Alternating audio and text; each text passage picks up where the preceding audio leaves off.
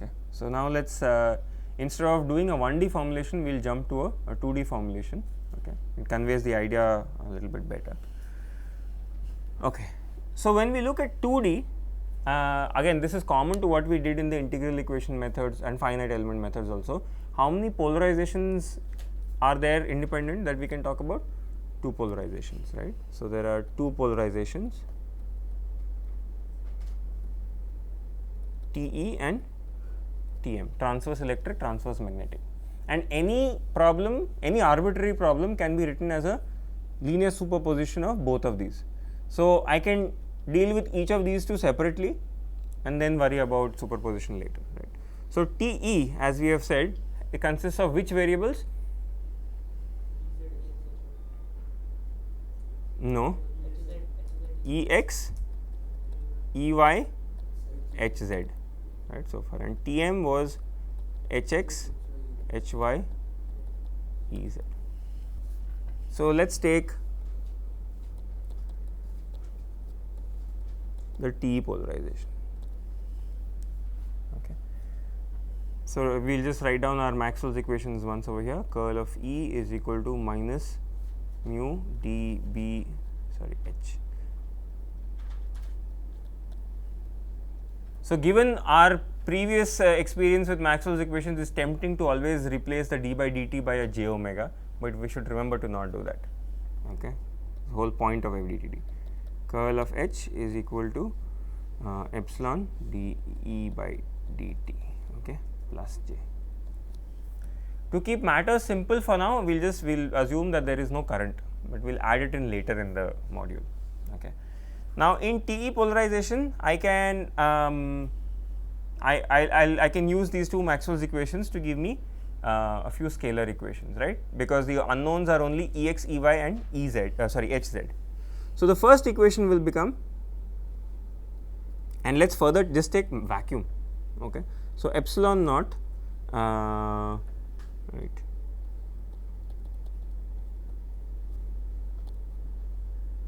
So I'm taking the second Maxwell's equation and looking at the x component, okay, and assuming current 0. Okay. So this is dEx, and on the right hand side I will get a spatial derivative of the H field, and what will that be? You can work it out. Right. It won't be Hy, it will be Hz.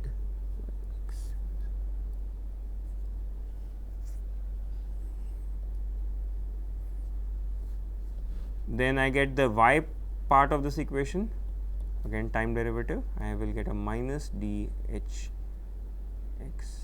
by d, again this is z x. Okay. So I have used the first Maxwell's equation, and finally what is left is the first Maxwell's equation. In that, how many components are there which are non-zero? This equation?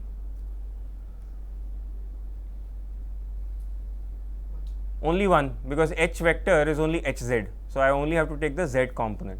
So I will get the spatial derivatives of E now, right. So in terms of time derivative, I will have mu naught dHz by dt, and I am left with Ex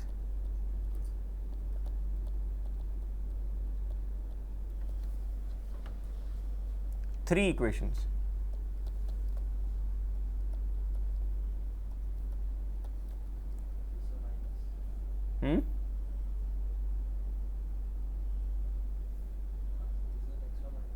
There is an extra minus sign where?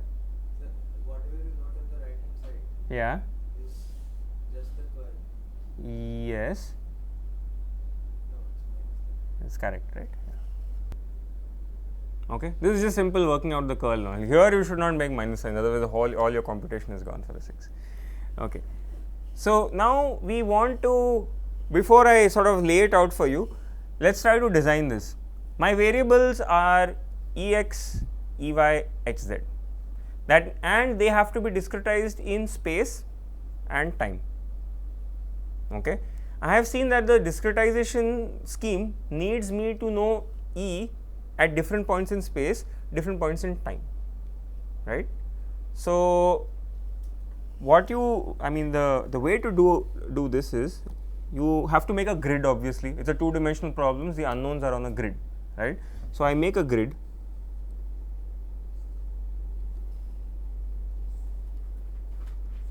So this is a repeating grid. I'm just showing one unit cell, okay? And what I can do is, I can call this EY. So at the center of this, okay, and this over here at the center of this I can call EX, and here is where I will do HZ. So it will become, as we work more with this, it will become clear why I did not define all of these unknowns all at the center of the cell or all at the corner of the cell. I have staggered them out in space. Later on we will also stagger them in time, but we will come to time first. Right now we are just dealing with the space grid. So this grid was what was proposed by Yee in 1966. So it is also called a Yee cell. Okay. Right. Now these it's like a lattice, right? So these points are given some shorthand numbers. So I will call this the point I comma j, and therefore this point over here is I plus 1, j plus 1. Okay. So people also call this a stencil. Various names for the same thing. It's a stencil. I repeat it everywhere in space. That's why it's called a stencil. The grid will end, right? The grid ends at some point. I mean, it let's say it ends on a straight line, Yeah. right? So then EY will be there. only EY will be there. Yeah. So I mean, it ends where it ends, right? So the convention is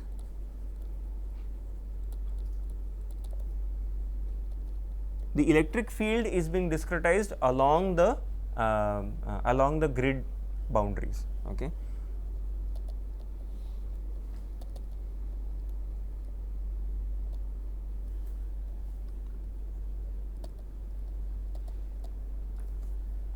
Okay, and H at the center. Can you think of a practical reason for doing this?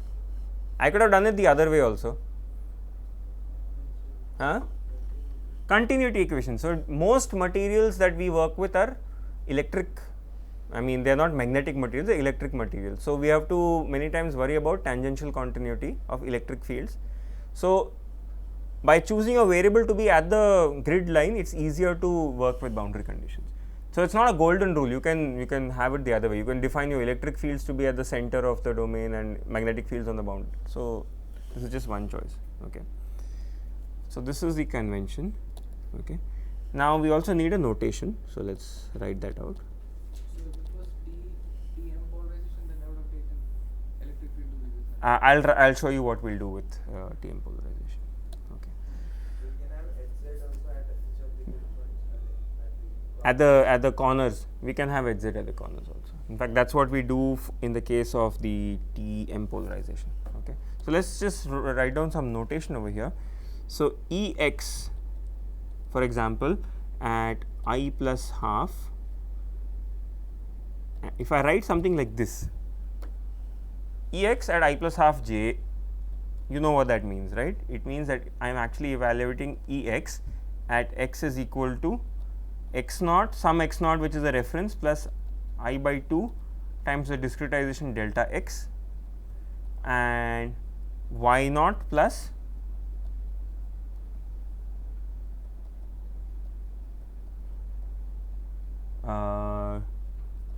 j times delta y.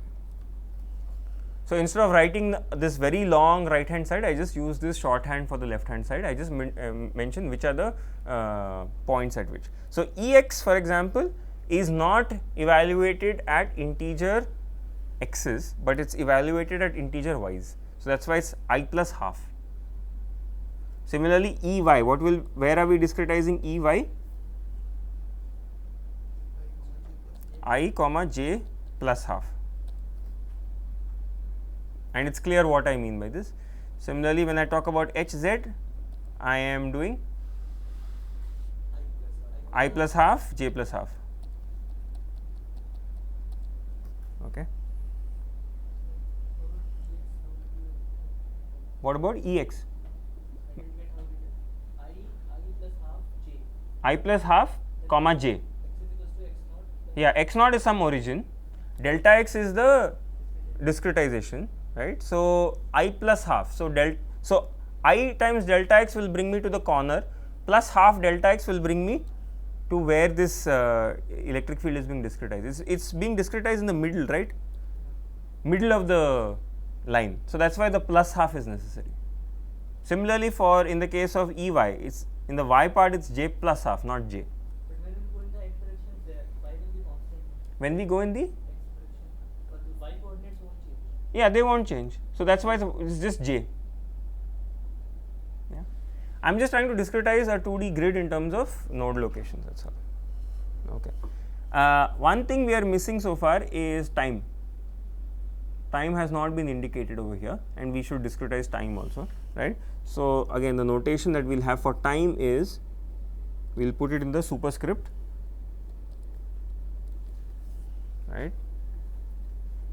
If you see this, it means Ex at some point in space, and t is equal to t naught plus n delta t. Okay.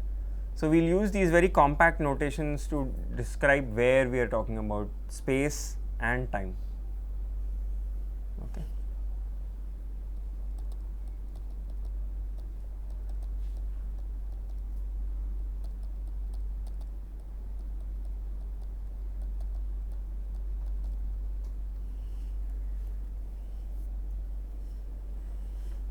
So now that we have done this, let's try to convert equations 1, 2, 3 using our central difference idea.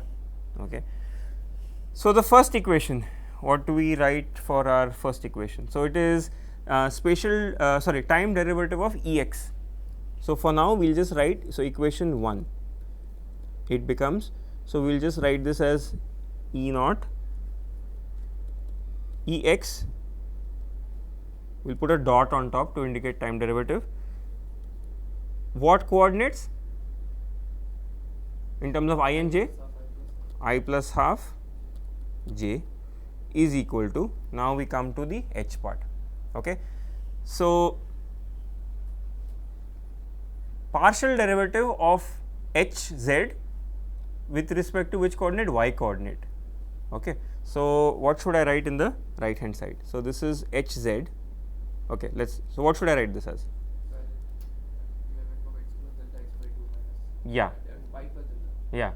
Y, so h of z evaluated at, in terms of I and j, let's try to write it down. I plus half, okay, so hz, I plus half, j plus half, then minus hz, I plus half, j minus half. Is that all? Divided by what? 1, why 1? Delta y.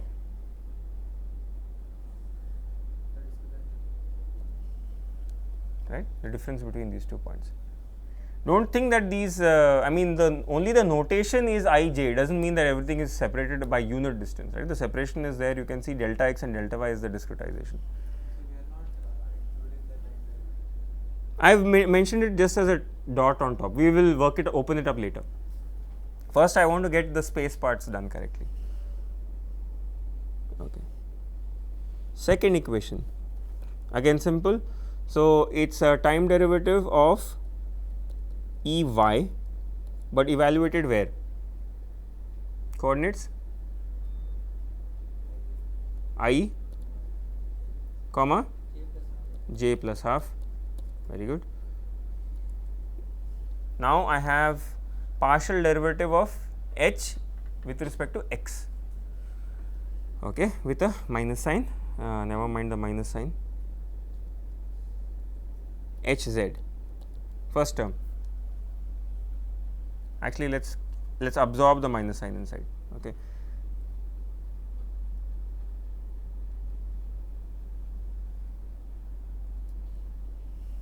Okay, so first term hz I minus half j plus half, not j, minus hz I plus half j plus half divided by delta x.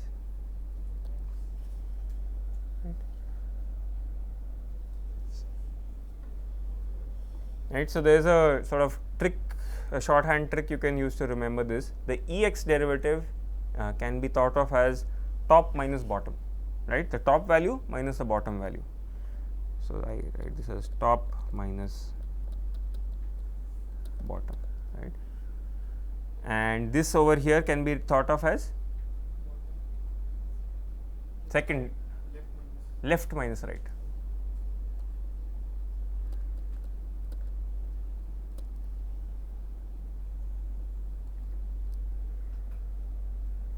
Okay, so just to show you what we have done, we have considered which points so far? We have considered this point, and these are the points that have been involved in these finite differences, right, h z at these points. So, this blue and this red are involved together in giving me E y. This red and this blue over here, they are involved in giving me Ex information, right. Look at the first one, time derivative of Ex, that is I am talking about this guy over here, and what are the values being subtracted? Hz at I plus half, j plus half, that is this guy over here, and I plus half, j minus half, that is this guy over here, right. So, it is very neat that when I am taking the difference, I am approximating the value at a grid point in between that. That is why I chose my Ex to be discretized over there and not somewhere else. Similarly, second equation you see Ey dot, time derivative of Ey, it straddled on the left and right, and their difference is giving me this. Yeah, I am taking vacuum.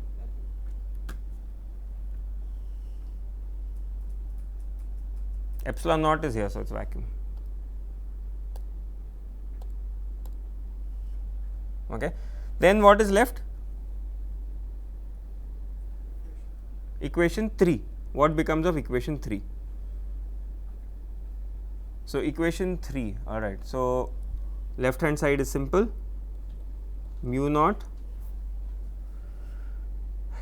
hz dot, what are the coordinates?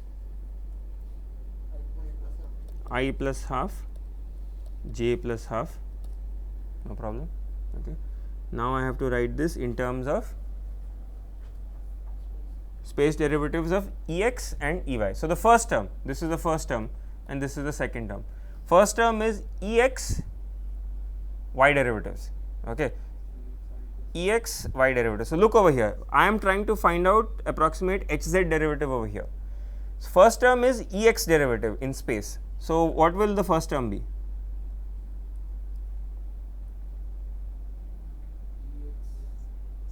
Yeah, okay. So, Ex I plus half j plus 1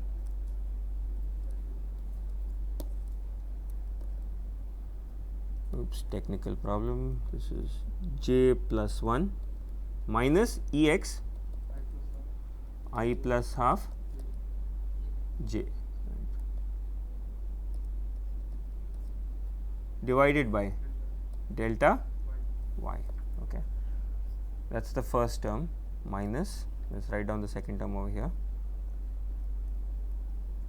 minus, second term is now Ey x derivative, Ey x derivative. So, Ey, what are the grid locations? I,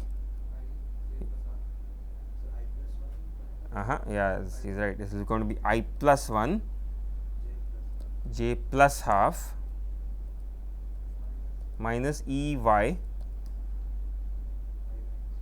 I j plus half divided by delta what? X.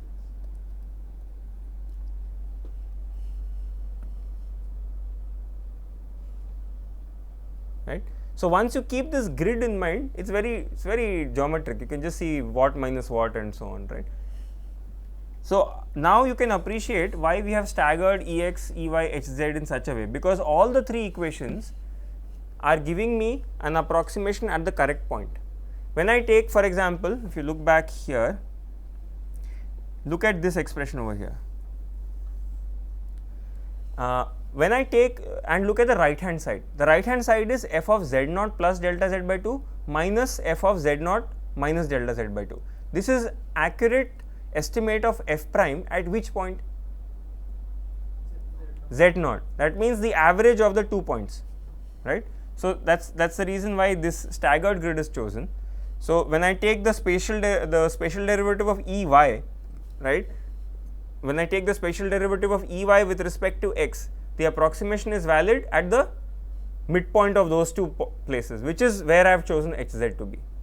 So everything is at the midpoint of the other when I start taking finite differences, right? So this is the use of this E cell, right? Ex and Ey are not at the midpoint of the grid, but at the midpoint of the grid line, not in the middle of the cell. Yeah. Correct. So Ex, so remember we have Maxwell's equations which are continuously varying everywhere. We want to solve it numerically, so we are forced to discretize it. So you are saying that I know Ex only at I plus Ex is only known at I plus half comma j. What about Ex at I comma j, for example? You can ask. What would you do? You could discretize it. There are two ways. So if I want Ex at ij, I can discretize it at half the grid size, so I will get at that point also. Or the smarter way would be average. I know Ex on the left hand side, I know Ex on the other side, right? So if I take the average of those two, I will get an approximate value of the electric field at I comma j. So, and remember these delta x and delta y, they are in your hands. You choose how fine you want to discretize it. What about the Direction of the Ex and Ey? these are So we don't have a direction. there is no direction. I mean, I'm assuming it's along a line. So Ex, whatever, supposing you get a value of 5, then I say okay, it's along the plus x axis a value of 5. If you get minus, then it's pointing in the opposite direction. So it's a scalar, it's not a vector, because Ex is a scalar, right? The x component of E is a scalar, can either point in the plus x or the minus x direction. So if I want to tell value E at a point, Yes. so should look at Ey and Ex at that point. Yes, so supposing you want to find out, so good question, I want to find out what is the value of the electric field at I comma j vector, then what will you do? Average the x components, average that's the x part of your electric field, average the y components, that's the y part of your field, net you've got a vector. Average as in look at the points next to it, right? Yeah. So for example, let's say that here I'm asking what is electric field over here, that is the question. Somewhere in the grid. Somewhere In the grid. you want somewhere inside the grid.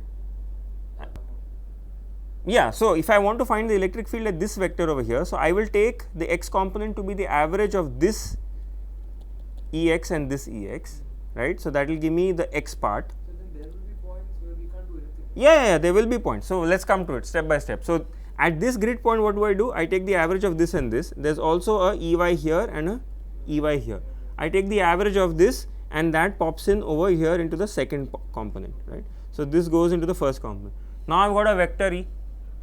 I can repeat this at every grid point.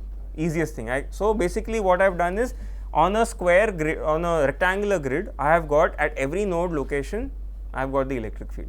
Now you want even finer than that? Then there are two things you could do. But not just to the node location. Yeah, you want somewhere inside the cell, right? In the middle also we can talk, right? Yeah, you want to know now what is electric field, let's say at the location of Hz you want to know. Again we can average. That also you can average. But any other point it's a At any other point. So what would you do?